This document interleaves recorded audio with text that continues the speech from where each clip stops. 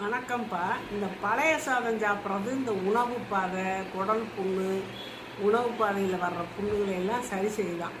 இப்போ புண்ணு வந்து ஆறாத புண்ணு தான் கேன்சராக மாறக்கூடியது. அப்படி குடல் பாதையில், பெருகுடலில், சிறுகுடலில், இரைப்பையில் வர்ற புண்ணு ஆறாமலே அப்படியே இருந்துச்சுன்னா இந்த புற்றுநோயாக வருது. அந்த மாதிரி ஆகாமல் இருக்கிறதுக்கு இந்த சென்னையில் ஸ்டான்லி ஆஸ்பத்திரியில் இதே பழைய சாதத்தை கொடுத்தே சரி பண்ணுறாங்களாம். அப்படி பழைய சாதம் கொஞ்சம் இந்த ஆங்கில மருந்தும் கொடுக்குறாங்களாமா. பழைய சாதமே மெயினுங்கிறாங்க டாக்டருங்க.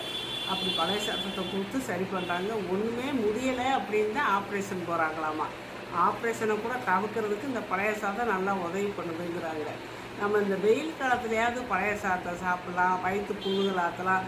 அதில் அந்த பழைய சோறு தண்ணியில் நைட்டில் ஊற்றுற தண்ணி ஊற்றி வைக்கிறோம் இல்லையா, அதில் அவ்வளோ அபரிமிதமான சத்துக்கள்லாம் கிடைக்குதா. எல்லா சத்தும் இருக்கான் அதில். நார்ச்சத்து முதல்